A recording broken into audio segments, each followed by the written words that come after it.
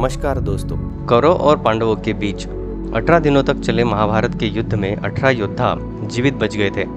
उनमें से एक दुर्योधन के भाई युयुत्सु भी थे। इस महायुद्ध में दुर्योधन के सभी भाई वीरगति को प्राप्त हुए थे, लेकिन युयुत्सु बच गए थे। अब आपके मन में यह सवाल होगा कि युयुत्सु कौन थे, वे इस युद्ध में कैसे बच गए।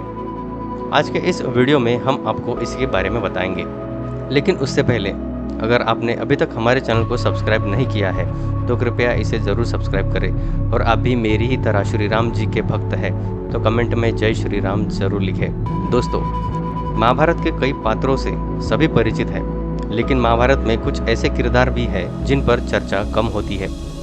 इन्हीं में से एक है युयुत्सु। युयुत्सु धृतराष्ट्र के पुत्र थे, लेकिन उनकी माता गांधारी नहीं थी। युयुत्सु एक दासी का पुत्र था। धृतराष्ट्र की पत्नी गांधारी जब गर्भवती थी तो धृतराष्ट्र की देखभाल एक दासी किया करती थी। इसी दासी से युयुत्सु का जन्म हुआ था। युयुत्सु का जन्म उसी समय हुआ था जब भीम और दुर्योधन का जन्म हुआ था। युयुत्सु कभी भी शकुनी के प्रभाव में नहीं रहा। अपने अन्य भाइयों से उलट उसका मन सदैव धर्म की ओर ही झुका था। यही कारण था कि वो दुर्योधन के किसी भी पाप में भागीदार नहीं था। ऐसा भी कहा जाता है कि बचपन में उसने ही युधिष्ठिर को ये सूचना दी थी कि दुर्योधन ने भीम के भोजन में विष मिला दिया है।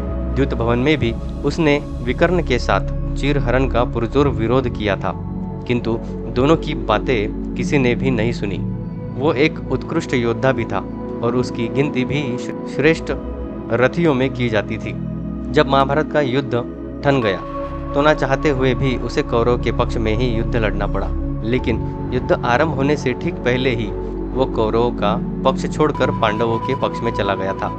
युधिष्ठिर ये जानते थे कि इस युद्ध में धृतराष्ट्र के सभी पुत्रों का नाश हो जाएगा, इसलिए उन्होंने युयुत्सु को कभी भी सीधे युद्ध में भाग लेने नहीं दिया। उन्होंने युयुत्सु को पांडव सेना के लिए अस्त्र और रसद आपूर्ति करने की कठिन जिम्मेदारी सौंप दी, जिसे उसने बखूबी निभाया। महाभारत में उसके और शकुनी पुत्र उलुक के युद्ध का भी वर्णन मिलता है, जहां उसे उलुक द्वारा अति आहत कर देने के कारण युद्ध क्षेत्र से पीछे हटना पड़ा था।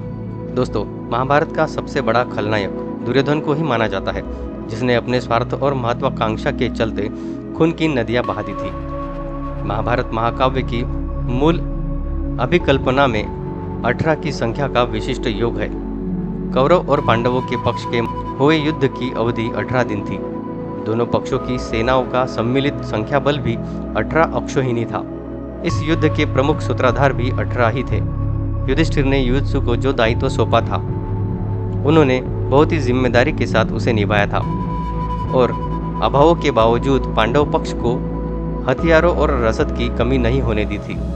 उल्लेखनीय है कि उडुपी के राजा को भोजन व्यवस्था सौंपी गई थी।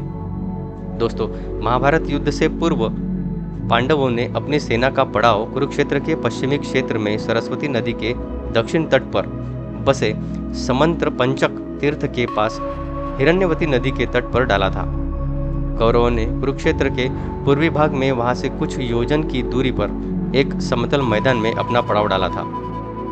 दोनों ओर के शिविरों में सैनिकों के भोजन और घायलों के इलाज के लिए उत्तम व्यवस्था की गई थी।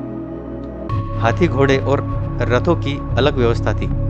हजारों शिविरों में से प्रत्येक शिविर में प्रचुर मात्रा में खाद्य सामग्री, अस्त्र शस्त्र, यंत्र और कई वैद्य और शिल्पी वेतन देकर रखे गए थे। दोनों सेनाओं के बीच में युद्ध के लिए करीब 40 किलोमीटर का घेरा छोड़ दिया गया था। दोस्तों, महाभारत युद्ध के पश्चात जब कौरवों की पत्नियां और अन्य स्त्रियां विलाप कर रही थी और भीम के भय से राजमहल में सभी भय से त्रस्त थे, तब युयुत्सु ने युधिष्ठिर और श्रीकृष्ण की आज्ञा लेकर स्वयं हस्तिनापुर राजमहल में प्रवेश किया और सभी राजकन्याओं को सांत्वना दी। फिर वे महात्मा विदुर से मिले और फिर उनकी आज्ञा से कई दिनों तक धृतराष्ट्र एवं गांधारी के साथ रहे, जिससे उन्हें बड़ी सांत्वना मिली। उन दोनों की मृत्यु के पश्चात युयुत्सु ने ही पुत्र धर्म निभाते हुए उनका अंतिम संस्कार किया। जब युधिष्ठिर हस्तिनापुर के सम्राट बने तो उन्होंने युयुत्सु को अपना मंत्री बनाया। 36 वर्ष राज करने के बाद जब युधिष्ठिर अन्य पांडवों एवं द्रौपदी के साथ स्वर्गारोहण को चले गए तो उन्होंने अभिमन्यु के पुत्र परीक्षित को हस्तिनापुर का सम्राट घोषित किया और युयुत्सु को उसका संरक्षक बनाया। दोस्तों, तो ये थी युयुत्सु की कहानी। उम्मीद करते हैं कि आपको ये वीडियो अच्छा लगा होगा। अगर आपको ये जानकारी अच्छी लगी हो तो कमेंट करके ज़रूर बताना। इस वीडियो को लाइक करना मत भूलना और ऐसी ही नई जानकारी के लिए हमारे चैनल को सब्सक्राइब जरूर करना।